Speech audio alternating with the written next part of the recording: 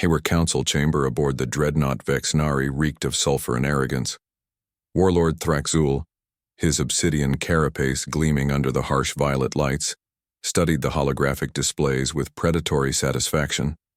The blue marble of Earth rotated slowly before him, defenseless and ripe for conquest. "The humans send negotiators," hissed his lieutenant, mandibles clicking with amusement. "They wish to discuss terms of surrender." Thraxul's laugh rumbled through the chamber, like distant thunder. In 300 cycles of conquest he had never encountered such audacity. His fleet had already reduced 17 civilizations to ash. The Karathi with their energy shields had lasted mere days. The crystalline Zephyrians, masters of quantum warfare, had crumbled within hours. Now these soft-skinned mammals dared to parley. "Bring them," he commanded, settling his massive frame onto the command throne. "Let us see what pitiful creatures think they can bargain with the devourer of worlds." The human delegation entered the chamber with measured steps. 3 individuals, 2 males, 1 female, dressed in simple dark uniforms. No ceremonial armor, no intimidating weapons, no technological displays of power. Thraxul's officers exchanged glances of disbelief. These beings looked fragile enough to break with a gentle squeeze. The lead negotiator, a middle-aged woman with graying hair, stepped forward. "I am Admiral Sarah Chen, representing Earth's United Defense Coalition. We've come to discuss terms." "Terms?" Thraxul's voice boomed. "You mistake your position. Admiral, I offer only 2 choices: immediate submission or complete annihilation. Your pathetic species has no weapons that could threaten my armada." Admiral Chen's expression remained impassive. "We've studied your conquest patterns, Warlord. You're right. Our energy weapons are primitive compared to those you've faced. Our defensive shields are barely functional. Our ships are slow and cumbersome." "At least you possess some wisdom," Thraxul sneered. "Your surrender will save your people unnecessary suffering. However," Chen continued, her voice steady, "you've made one critical error in your assessment." The warlord's eyes narrowed. "Explain." "You've never faced a species that spent 10,000 years perfecting the art of killing each other. Admiral," Chen gestured to her aide, who produced a small metallic cylinder. "This contains iron pellets, nothing more. No energy source, no exotic materials. Just primitive kinetic projectiles propelled by chemical explosions." Thraxul's officers chittered with laughter. "You threaten us with pellets?"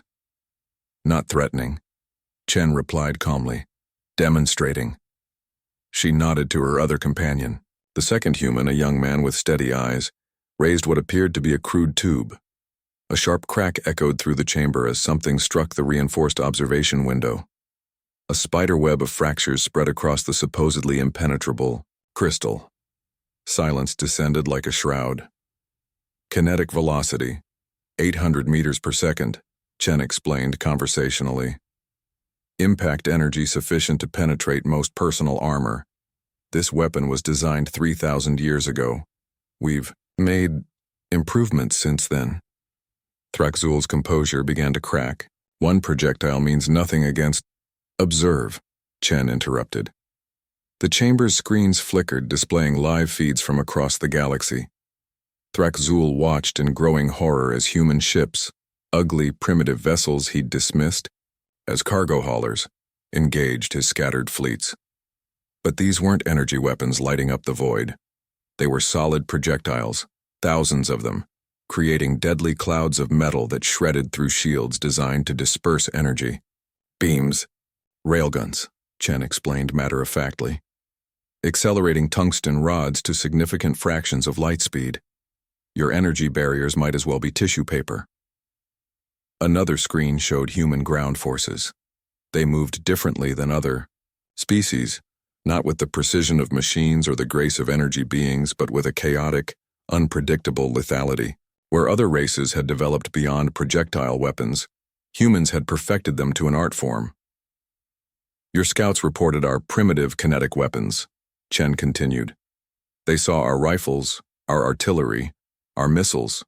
What they didn't understand was that we've spent millennia learning to put pieces of metal exactly where we want them, at exactly the speed we choose. The displays showed human snipers eliminating targets from impossible distances, artillery strikes landing with surgical precision, and swarms of guided missiles overwhelming point defenses through sheer volume and unpredictability. The Karathi had powerful shields but fought with honor, Chen observed clinically. The Zephyrians possessed superior technology but attacked in predictable patterns. They fought like civilized beings. We fight like the apex predators of a death world. Thraxul rose from his throne, rage and fear warring in his voice. You dare! The crack of another kinetic projectile cut him short. This time, the slug punched through his ceremonial chest plate, the primitive lead expanding and tumbling through vital organs. The great warlord, conqueror of star systems, killer of billions, collapsed with a wet thud. Admiral Chen stepped over the twitching body.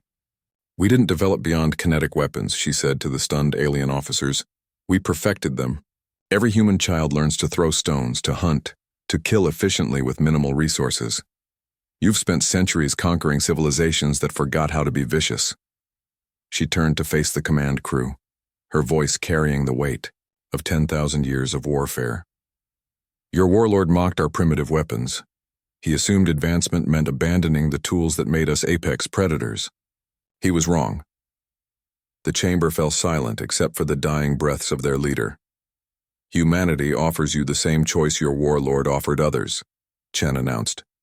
Immediate withdrawal from human space, or we demonstrate why Earth's most dangerous export has always been its humans. The Vexnari fleet began its retreat within the hour. Later, as the human delegation prepared to depart, Admiral Chen paused beside Thraxul's corpse. The galaxy builds weapons to fight wars, she murmured. Humanity builds wars to fight with weapons. She holstered her sidearm, a device that would have been familiar to soldiers from Earth's ancient past, and walked away, leaving the lesson of human warfare written in alien blood across the stars.